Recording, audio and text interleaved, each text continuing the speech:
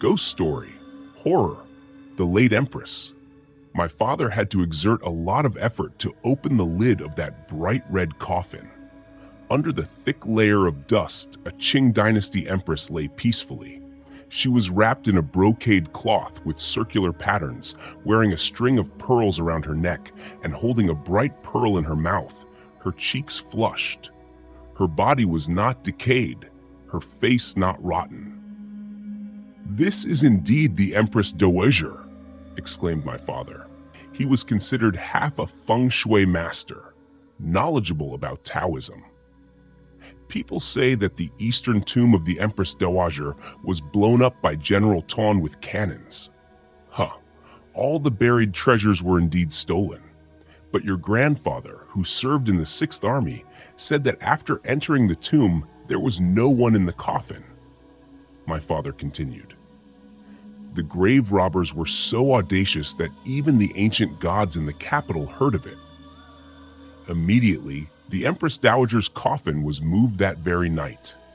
If it weren't for the frequent earthquakes in June, I might never have known. Beneath the pigsty where I had lived for many years, hid an ancient tomb. My father's face lit up, pushing me forward. Second, quickly take the bright pearl from the Empress Dowager's mouth and leave. But touching the body of a woman would spread ominous energy throughout the body, and in severe cases, it could even lead to loss of soul and spirit. Seeing me hesitating, my older brother became annoyed, slapping me hard. "Hurry up, I'm about to take the college entrance exam. I can't deal with these unlucky things," he said. We were twins, but when we were born, my brother's body was healthy and intact. As for me, I lost 2 fingers on my right hand. My 2 legs were crippled, only fit to live in a pigsty like a stray dog. My brother beat me until my mouth bled. With only a little strength left, I reached out and grabbed the handle of the Empress Dowager's coffin. Her face was covered in coal dust. From afar, her skin looked as smooth as a young girl's. But just touching it, I could feel the wrinkles beneath the dust, like the bark of a dead tree, cold as snake scales. My heart pounded like thunder. In panic, I didn't even notice the blood from the corner of my mouth trickling down onto her lips. Perhaps because of the light from a distant candle, half light and half dark, I felt as if the red-stained lips were gently trembling. Even breathing, I dared not breathe heavily, mainly because I was too close. I could smell a strong, foul odor from the Empress Dowager's shiny black hair. "Why are you still dawdling there? Quickly take it and leave." Under my older brother's relentless urging, I strained to pry open the mouth of that corpse. My heart skipped a beat. Then, using the 3 fingers on my hand missing 2, I reached into her mouth. The corpse's tongue protruded, like a piece of rubber that had lost all its elasticity, touching the palm of my hand. The chilly and moist sensation made goosebumps erupt all over my body. A nauseating feeling rose from the soles of my feet to the top of my head. At that moment, the smooth pearl slipped down and lodged itself in her throat. In the tomb, with no wind, the air felt sticky. My sweat poured out as if I had been bathing for a long time. My fingers clenched together, desperately pushing inside to find the pearl. Finally, the pearl was in my hand. The next day, for the first time, my father allowed me to sit at the dinner table. Even more surprisingly, he asked me very politely, gently, "Second, you're almost 18. It's time for you to start a family." My heart pounded rapidly, a sense of unease rising within me. "Your birth date is very compatible with the Empress Dowager. Tomorrow, let's have a joyful celebration," he continued. I was speechless. He wanted me to marry whom? Marry that old hag? My father, irritated, crushed the cigarette in his hand and said, "What do you understand? Auspicious marriage and prosperous home. Do you understand?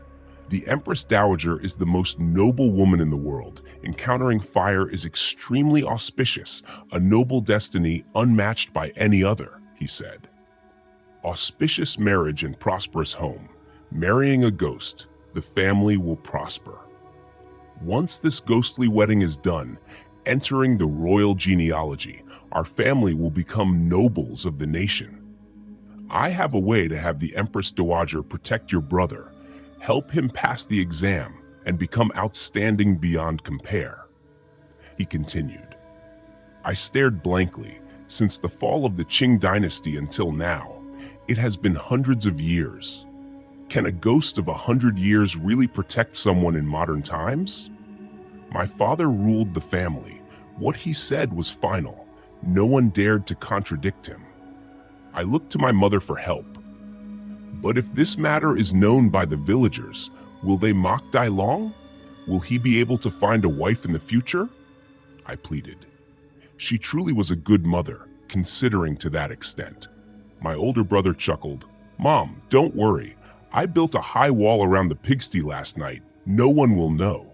Second, crippled as he is, how can he find a wife? Right now, it's more like a boon for him, he said. My mother's face lit up, praising her son for being so clever. The sight of my mother and brother's affectionate interaction made my heart suddenly turn cold.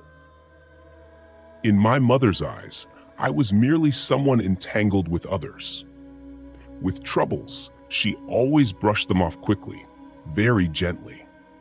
That could be considered the cleverness of those in the lower class, protecting themselves.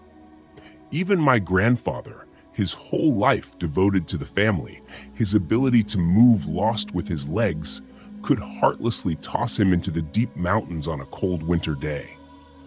My grandfather was the only one who treated me well. When I tried to stop them, my father kicked me so hard my ribs broke. As he kicked, he cursed. You disgrace me with this. What karma did I create to have such a useless thing like you? If you cause any more trouble, I'll throw you away too.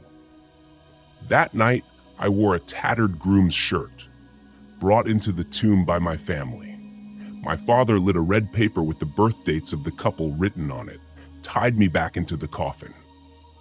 You must stay with the Empress Dowager until the rooster crows, then the ritual will be considered complete, he said. My older brother stood beside, laughing sinisterly, mysteriously.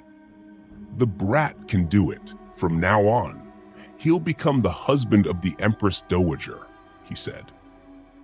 I laughed bitterly. Before leaving the house, my parents murmured clearly. The Empress Dowager's fate is noble.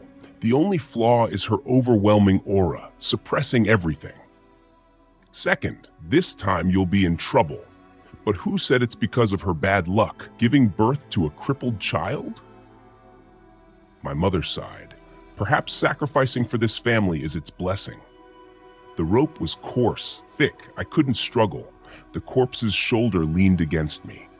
My eyes glanced at the corpse's ear. A pale yellow insect slowly poked its head out, crawling out. I didn't know how long had passed. The red candles lit in the tomb suddenly flickered, then went out. But there was no new wind in the tomb.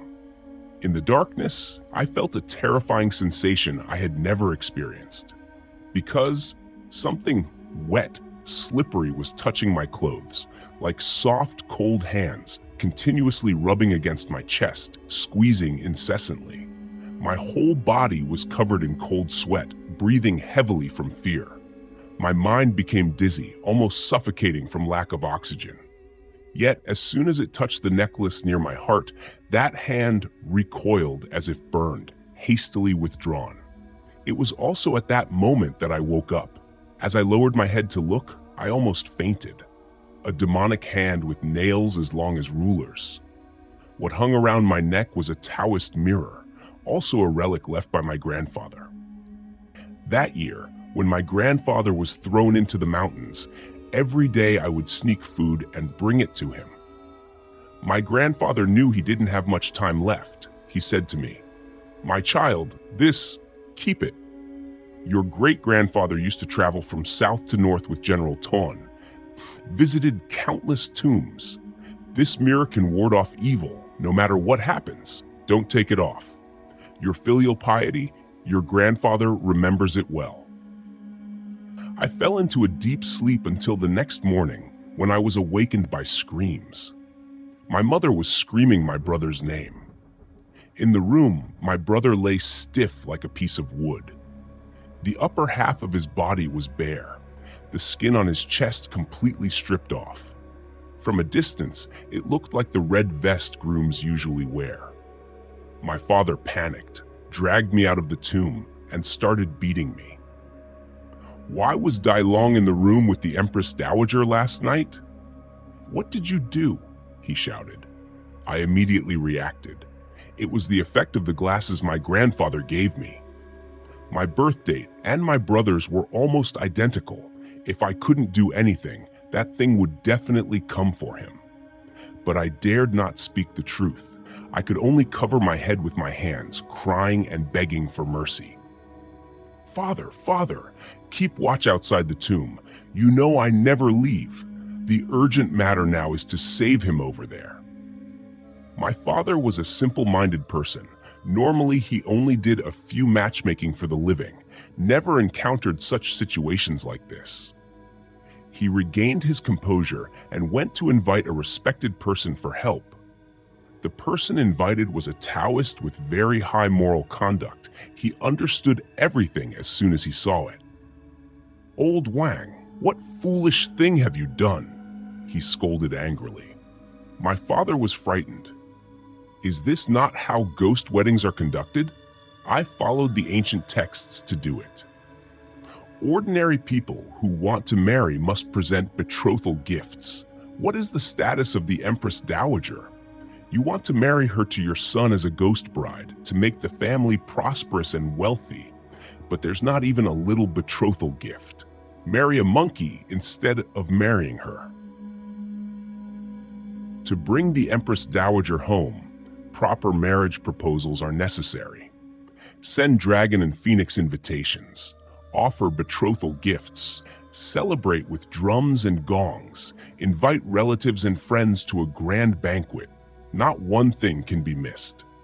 If not, the lives of your whole family will become betrothal gifts for the Empress. These words left my father dumbfounded. In the past, ghost weddings in the village were at most just binding a few sheets of paper, never forced into such formalities. Seeing the miserable state of his son, my mother was heartbroken, scolding. You're old enough. Still a widower. Why are you still so arrogant even as a ghost? My brother was hospitalized, barely holding on to his life. When he returned, his body was covered in bruises, some as big as walnuts, oozing pus after bursting. Every day he lay cursing in bed. When my mother tried to advise him, he kicked her out. The Taoist advised my father to return the Ming chalice. Now is still time to stop.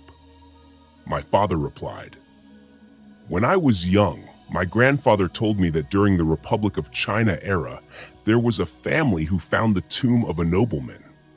They also held a ghost wedding, entered the royal lineage, and then turned into ancestral spirits, protecting the family and bringing prosperity. They became wealthy in everything they did. As long as their descendants worshipped properly, they wouldn't encounter any problems for generations, enjoying blessings.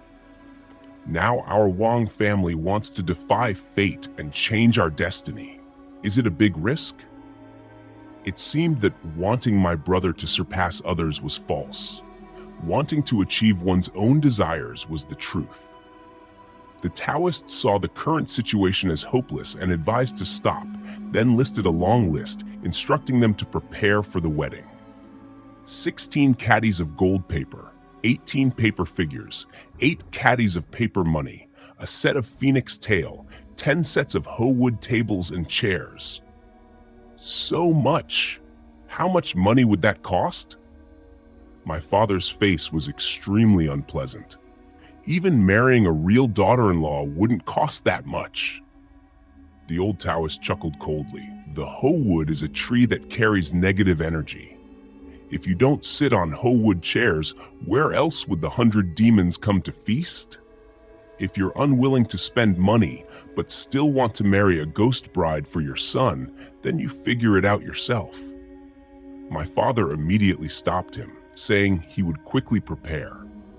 The guests attending the party were just guests, not real people.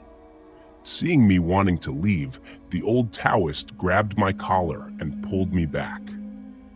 Nhi Cau, tonight you go to the ghost beach and invite the demon spirits to the party.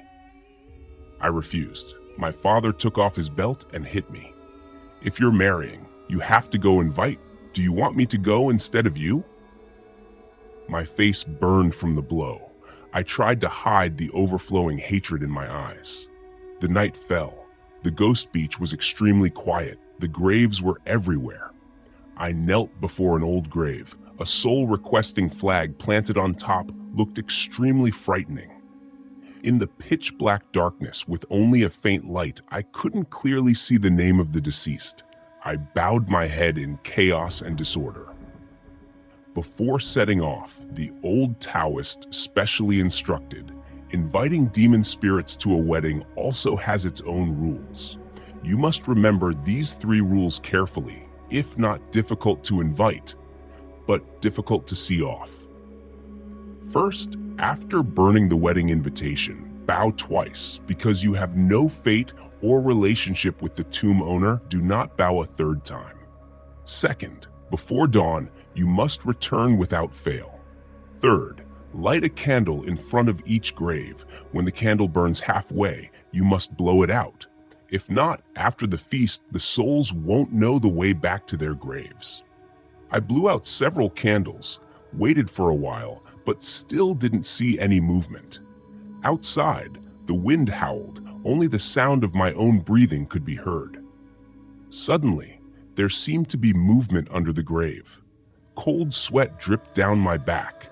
I thought it was just my imagination, but the gloomy wind kept blowing, making the grass around rustle.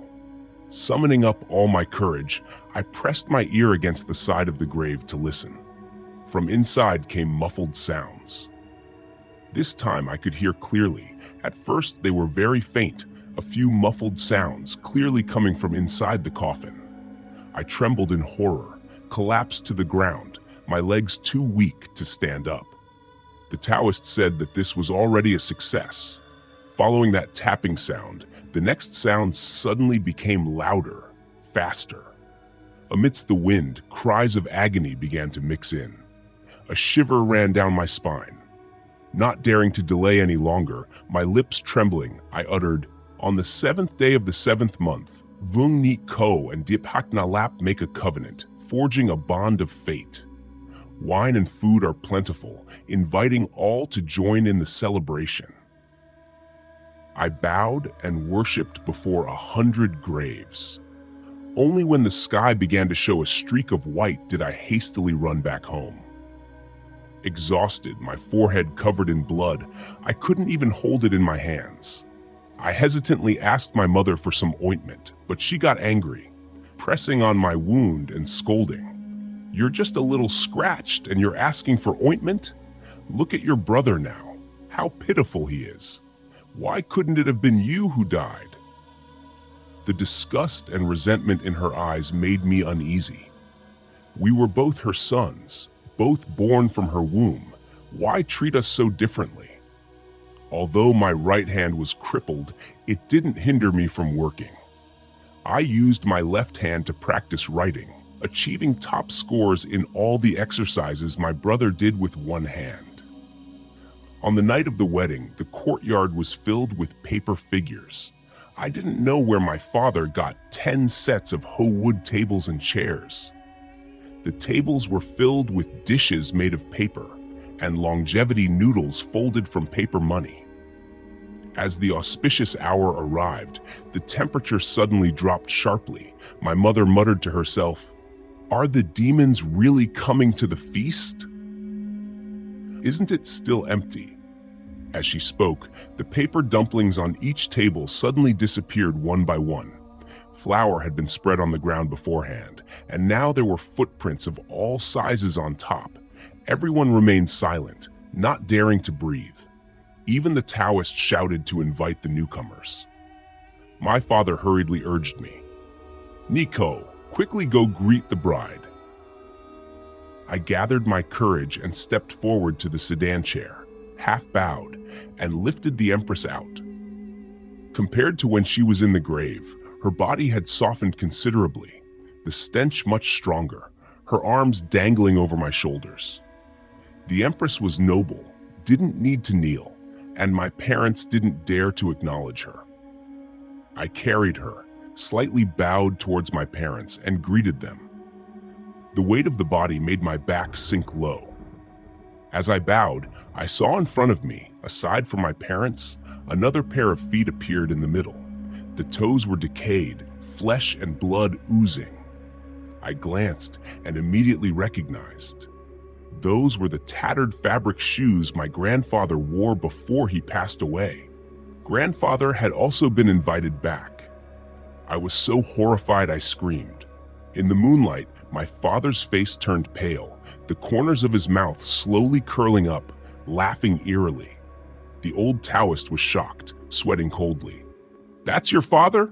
The influence of his killing aura affects hundreds of demons. Now they're starting to cause chaos.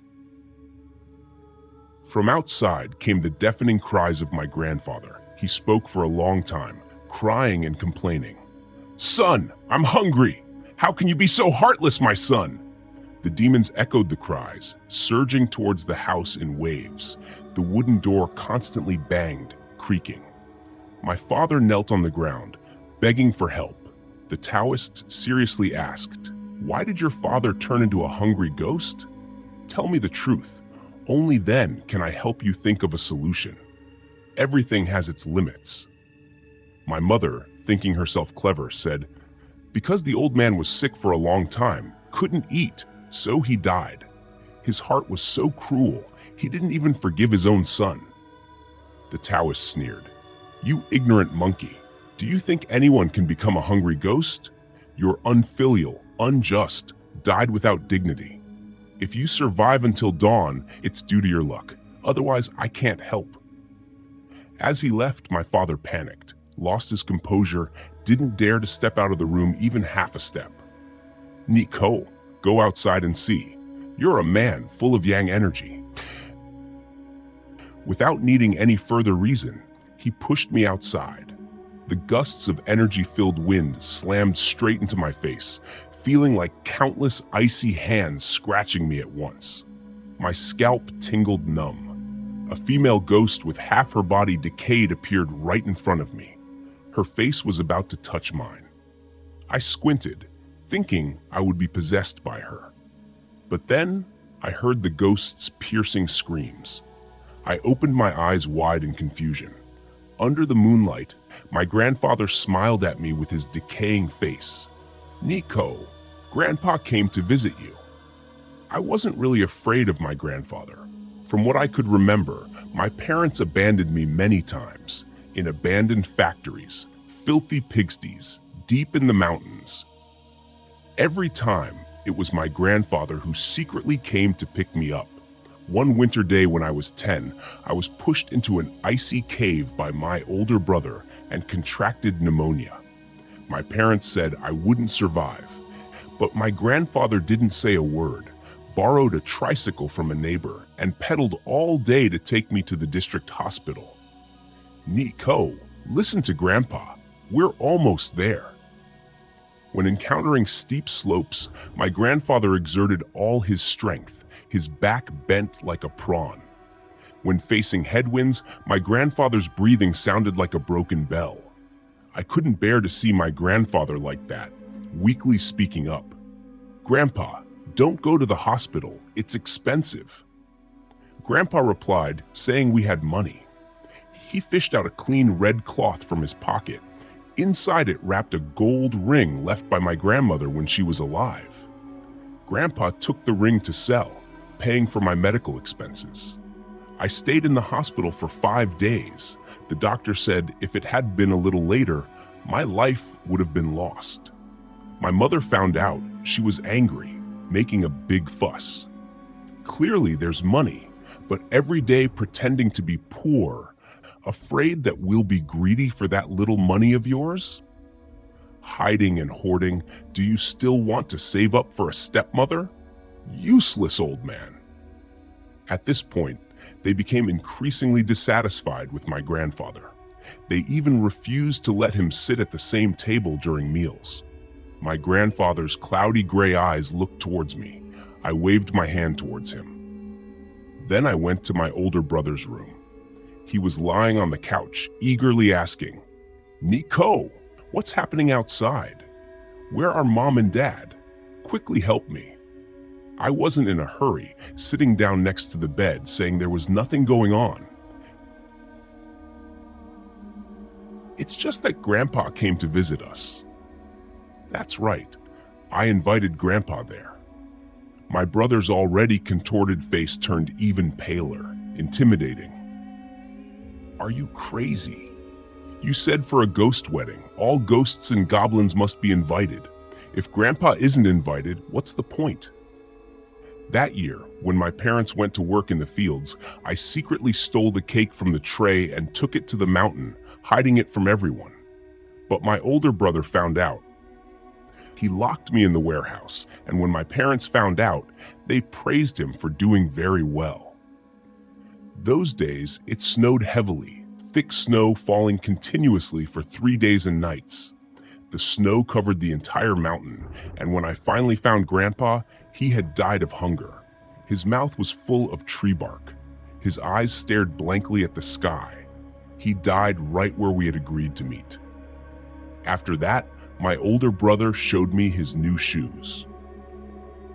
Mom said if I eat one less mouthful, she'll have money to buy me new shoes. A new pair of shoes, that's a good reason. Do you know that hungry ghosts are all unjustly dead? Even the king of hell doesn't accept them. I was determined to give Grandpa a proper home. Under the terrified gaze of my older brother, I placed half-burnt incense on his bed. "You are the direct descendant. Now you should also pay homage to Grandpa." Only when the rooster crowed and the sky was bright did my father dare to step out of the room. Last night, he had killed the only rooster in the house and smeared its blood all over himself. Rooster blood can ward off evil. My mother also asked him for a little, but he kicked her away. What use does a woman have with it? Get out of here! Since that night, my mother seemed to become a different person, very afraid of light, hiding in a corner of the house, staring at my father and then laughing strangely. The Taoist priest came to see me privately, his tone extremely polite. "Nhi Cau, can you tell me why all the ghosts and goblins haven't returned to the grave? I went to the ghost releasing ground to check, and all the incense on the graves had burned out." I sat crouched in front of the stove, chopping wood, my face covered in dust, looking at him smiling. "Master, I remember every word you taught. It must be because of the heavy rain and wind, blowing it to burn out quickly." Although there were some incidents at the ghost wedding, theoretically, it was considered successful. My father took a piece of the queen's bone as a card, carrying it with him. In the days that followed, his gambling luck suddenly improved to the extent that it amazed people. With the magical pearl, whatever he bought, he won, and he became immensely wealthy countless times over. People from the gambling den came to ask him for the secret, and he happily told them that his family had married a very wealthy wife. Everyone admired him, but no one knew that his wealthy wife was actually a ghost. My mother saw that the family now had money, so she immediately suggested performing a skin graft surgery for my older brother. I have consulted with the doctor. This poor small place cannot perform the surgery. We have to go to a big city. If we don't have enough money, we can sell a kidney. Nhi Cau is still young, and one kidney is enough to live. We are siblings. Helping each other is natural. My eyes trembled, afraid to speak up. My father objected again. Nhi Cau now has a wife. She can ensure our family's wealth. But along like this, what use is he at the hospital? My older brother now just lay there eating every day, non-stop eating. He fattened up like a rice barrel, even picking up rotten leaves from the ground and stuffing them into his mouth, eating until his stomach bulged like a pregnant woman's. Every day he just pointed into the air, shouting with a strange expression, "Dad, Grandpa wants to come home to eat." My father, who had ghosts in his heart, was even more unwilling to see him. My mother still didn't give up, turned over the coffin, and invited the Taoist priest for help. "Your family's great dragon is possessed by a hungry ghost. The mouth of a hungry ghost has a huge appetite. As long as there is food, it will eat non-stop, eating until the person possessed dies from a bloated stomach." My mother almost fainted. "Even harming your own relatives, that old man is a despicable creature without conscience." She still wanted to scold more, but was stopped by a word from the Taoist priest. "You are committing a sin with your mouth. No one can save your son. Now you should choose an auspicious day to invite the ancestor spirit back, bury him properly, and then plan the next step." Fortunately, recently my father earned some money. The neighbors in the village thought that when he moved the grave, he was filial, and praised him for being truly kind-hearted. Before the ceremony, my brother accidentally escaped, ran into the pigsty, and happily stuck his head into the remaining feed to eat. The pigs were terrified of him and ran away far. In my older brother's eyes, there was only greed, madness, as if he hadn't eaten anything in all 8 lifetimes. We had to exert a lot of effort to pull him out of there. The old Taoist priest twisted a rope through the beam and hung my brother upside down. The altar was filled with smoke. My brother weighed nearly 150 caddies, like a pig waiting to be slaughtered. All he had to do was shake, and the whole house seemed to tremble. To drive away the hungry ghost, kneel before the earth god, prepare a little rice in a bowl, stick a pair of chopsticks in the middle. If the chopsticks fall in front of your house, it means he is willing to leave. To send away the hungry ghost, you have to use chopsticks as a ladder, if it doesn't work. Seeing the Taoist priest ready to take advantage of the situation, I hurriedly asked, "Do you have any other way?" If he doesn't agree to leave, then there is only one last resort. The old Taoist priest patted my brother's meaty shoulder. "A hungry ghost cannot endure hunger. Leave it hungry for 3 days and 3 nights, hunger to the point of unbearable, and the ghost will leave on its own." Finally, the chopsticks fell. But they didn't fall at the main door, nor did they fall at the window. They fell in the direction of my father. The Taoist priest tried a few more times, but each time it was the same. It meant the next person to be possessed was him. My father was so scared that he broke out in a cold sweat, immediately deciding to starve my older brother. My mother, heartbroken, rushed in, fighting with him. "Baptian, are you planning to starve your own son to death?" My father got angry, locked the door of the room and hid the key. He didn't forget to warn me. "Nhi Cau, your mother said you can't give him anything, not even a drop of water." I replied. "The master said even a small bowl of water is allowed. If the ghost leaves, then what's the harm? It's meaningful, isn't it?" In just a while, my older brother screamed so loudly that it numbed the heart. I brought the water over. He desperately turned around, his face all flesh twisting, deforming, as if transforming into a wild beast. The neighbors were disturbed by the noise. They ran over and knocked on the door. My father could only explain to them, "Great Dragon has become addicted to something bad. He's in the process of withdrawal. My mother hovered anxiously outside the door. Many times she tried to sneak food in for my brother, but I stopped her every time. I earnestly advised, if he wants to live, he has to overcome this obstacle. If you intervene, it will only harm him. She lowered the steamed bun in her hand and slapped me hard. He's your brother. How could you be so heartless? With a metallic taste in my mouth, I licked my lips gently, unsure of what I felt inside. Numbness? Probably. I just calmly replied, yes, I'm cruel. I learned it from my parents. My mother cursed under her breath and walked away. However, on Friday, my brother suddenly stopped screaming. He had been taken by the king of hell. My mother suffered a massive shock and immediately fainted on the spot.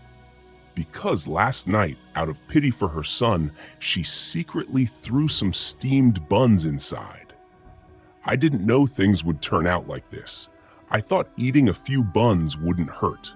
It was already Friday, just one piece. My father scolded her as heartless, gave her a slap, and didn't care what happened next, immediately leaving the house. Lately, he had made quite a bit of money.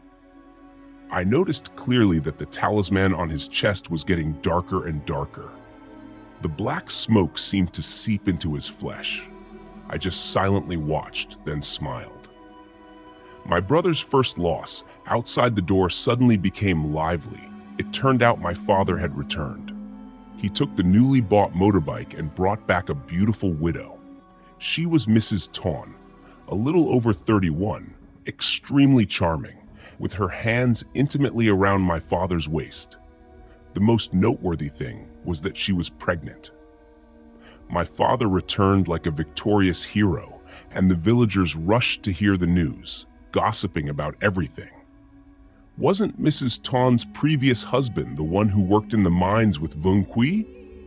6 months ago, he died in a mining accident. They used to be good brothers. How could they get involved with each other? Do you know? Vung Kui's biological father was thrown into the deep mountains by him and died. Really? These words are not just idle talk. Lie to people for what? I went to cut wood in the mountains and I saw it with my own eyes. Now his son is dead. It's retribution. My mother gritted her teeth, her face filled with crazed hatred. Holding a piece of leather in her hand, she pointed straight at the two of them. Vung Kui, you're a damn scoundrel. When Dai Long died, you didn't bother to come back even once. Turns out you were cozying up with this woman outside. Her body weak, staggering. How could she be a match for my father? My father slapped my mother hard, causing her to collapse, then took Mrs. Taun's hand and walked into the house. She didn't care about the gossip, just stayed at my house. Her figure was full, casually standing in the yard washing her hair. Her clothes soaked, her skin hidden beneath the fabric. I passed by and glanced at her, accidentally meeting her eyes. She looked at me, smiled sweetly. Nhi Cau, am I beautiful? We're family. I'll let you admire me in the future. In the past, my father couldn't bear to spend money to buy my mother a new set of clothes, but now, whether it was food or utensils, he brought everything to that widow. My mother became jealous to the point of madness. She tore up all of Mrs. Taun's clothes, cursing her as a wretched woman. Mrs. Taun just laughed. Vung Kui loves me, that's why. If you have the courage, go find him. Now both of your children, one is dead, the other crippled, useless. What do you have that compares to me? She arrogantly pushed out her large belly. The fetus has been ultrasounded. It's a real boy, a true treasure. That's why my father didn't care and brought her home. My mother sat on the ground crying, shouting my brother's name. That evening, she poured a whole bottle of rat poison into the dinner soup. Fortunately, the smell of the poison was too strong, so my father quickly vomited after eating. He got angry, tied my mother up and threw her into the warehouse. In the evening, I scooped up a bowl of porridge to bring in. Her eyes were sunken, looking almost foolish. I gently stirred the spoon, cooled it down, and brought it to her mouth. She swallowed it, but then spat it back out onto my face. I wiped my face, setting the bowl down. "You're always so curious. Both you and Dai Long are my children. Why have you never seen me as a human being?" My mother laughed coldly. "When you and Dai Long were born, the fortune teller had already calculated both of your destinies. Between you two, one would be smarter, becoming highly educated. The other would be useless, only knowing how to eat and wait for death. So as soon as I was born, she threw me into the filthy pigsty. Fortunately, my grandfather heard my cries and came, saving me just in time. Just a few rough predictions like that were enough to determine my fate." I asked back, "Did the fortune say which one of us was better?" My mother affirmed it very naturally, "No. But with you being crippled like this, can you bring wealth? It must be Dai Long for sure." I laughed and said to her, "For years, the one with superior memory has been me. I did all of Dai Long's homework. He failed exams and I helped him retake them. Of course, everything I did was with my left hand." In her utmost surprise, I cut the rope that bound her tightly. "I've helped you contact him. Mother, quickly go to your parents' house and never come back. Dai Long wasn't killed by me either. I knew you would secretly bring him food. That night, I picked up all the buns you threw in, but soon enough, Father stepped in. I tried to explain in a calm tone, but he couldn't bear to waste food like that. To turn the Empress into a guardian spirit, welcoming fortune, a sacrifice is needed. Dai Long is the first offering." My eyes lit up, staring at him intensely. "As for the next one, it's you. When I was young, I once asked my father in great disappointment, 'What use was someone like me?' My grandfather replied, 'He was born in a time of war and chaos, rampant famine, one moment alive and well, the next moment could be blown apart by a bomb. For him, just being alive was something to be grateful for.'" Nhi Cau, if your right hand can't write, then use your left hand. Some people can still write with their feet, you know. As long as you're alive, it's good. Just face life with a thick skin. No need to worry about being useful or not. My grandfather affectionately patted my head. It was the first time I felt that I deserved love, regardless of whether I was worthy or not. The next day, my mother went back to my grandmother's house. This place was where she had toiled for almost a lifetime. How could she bear to leave? She committed suicide. A red cloth laid in my brother's coffin, still unburied. Her blood continued to flow incessantly onto my brother's body.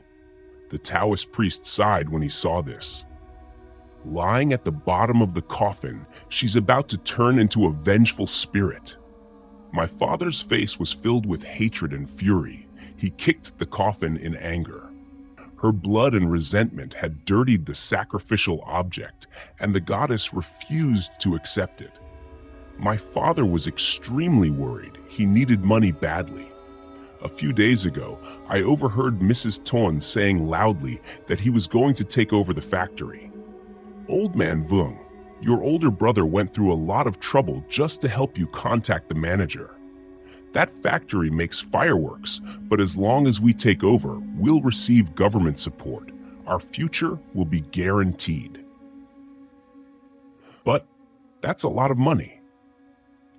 My father hesitated, but the Taoist had warned, the goddess needs to be served, worshipped step by step. "Don't tell me you want to spend your whole life in a gambling den?" Mrs. Ton angrily rubbed her belly. "Do you want our son to be laughed at in the future as the child of a gambler?" This statement triggered my father. He touched the deck of cards on his chest, made a cruel decision. "All right, I'll take over that factory. You go make the deposit." I could see it very clearly.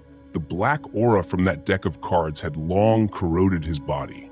It reached his soul. That night was pitch black. The wind howled. Dark clouds obscured the moonlight. My father held a pickaxe, groping his way to my bedside.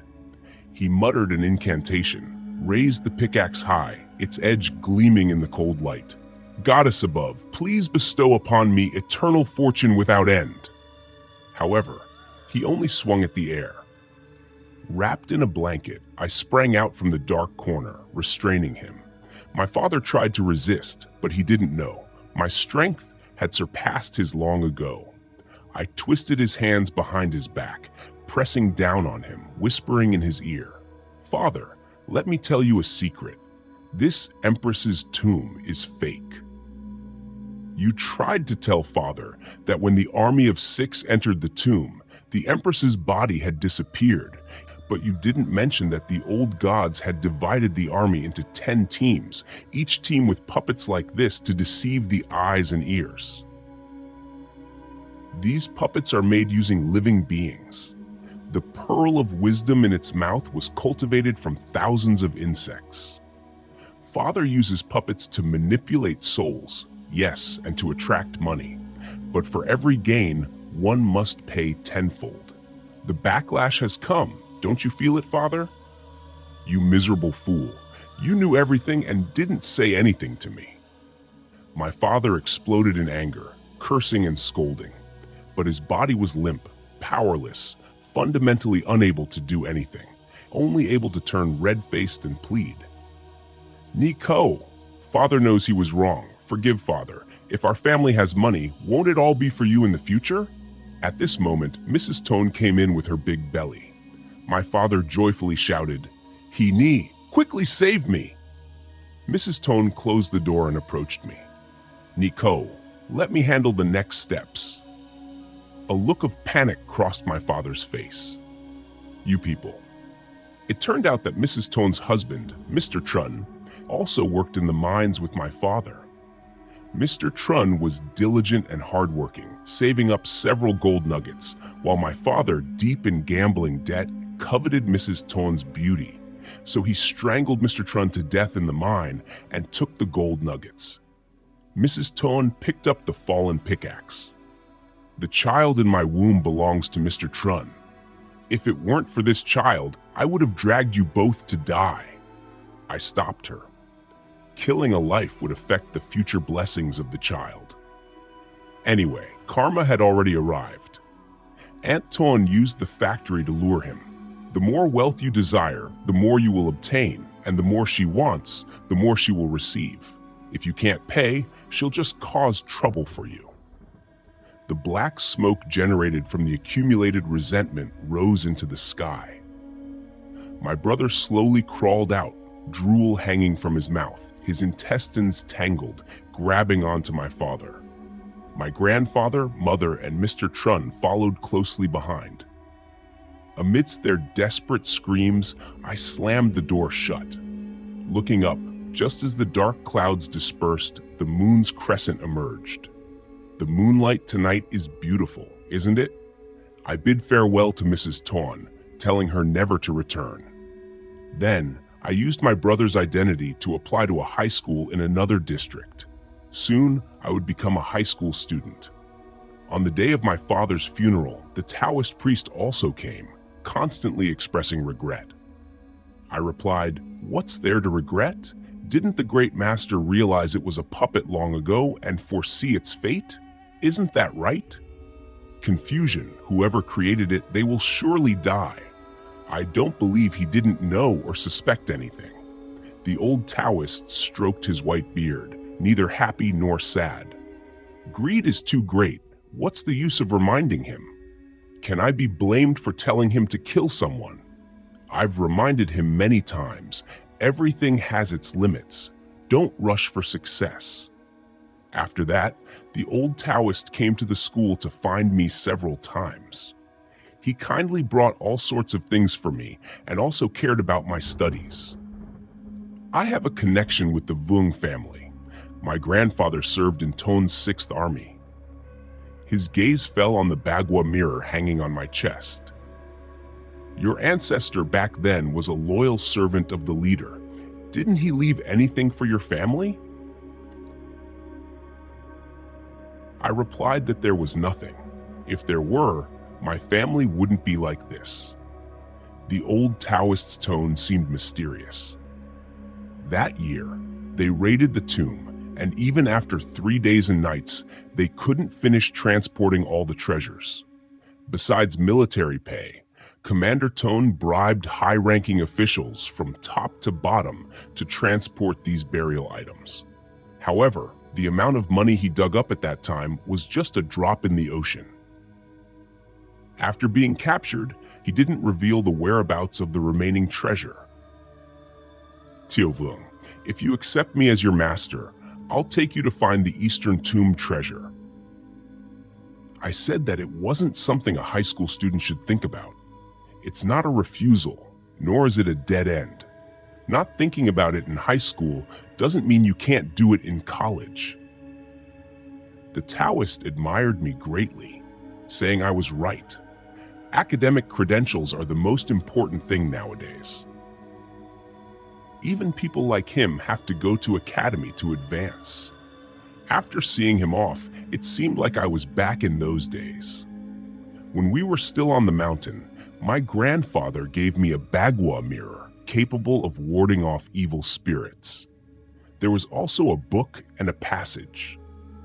Nhi Cau, that year Commander Tone divided the key to the Eastern Tomb treasure into 2 parts, entrusting them to 2 of his trusted people. Your grandfather was one of them, but the other was Lieutenant Truong, who betrayed him midway, wanting to kill your grandfather to monopolize the treasure. Your grandfather escaped, but was afraid of attracting trouble, so he chose to live in seclusion in this poor mountain village. He brought clues about the treasure and hid them in the bagua mirror. I didn't understand. What about my grandfather? Did he never think about searching for the treasure? My grandfather smiled bitterly. Searching would only lead to life or death gambling, and the body would be crippled. It could also be said that knowing about the existence of the treasure is a different kind of happiness. As for why the Taoist knew about this, Truong, Chief Truong, the 2 words Kung are similar. The vast sky at this moment, the stars are shining together. I flipped through a textbook page, unable to help but laugh. It's amazing, I finally found it. This is my treasure. Some readers might not understand the ending very well. In the conclusion, Nhi Cau's grandfather warned about searching for the treasure, which could be a gamble of life or death, potentially resulting in disability. It affected him, so he didn't want to accept the Taoist's invitation and only responded vaguely. And the treasure Nhi Cau referred to is knowledge. Although using his older brother's identity, he goes to school in a dignified manner, not hiding or sneaking, just like an anonymous figure behind his brother.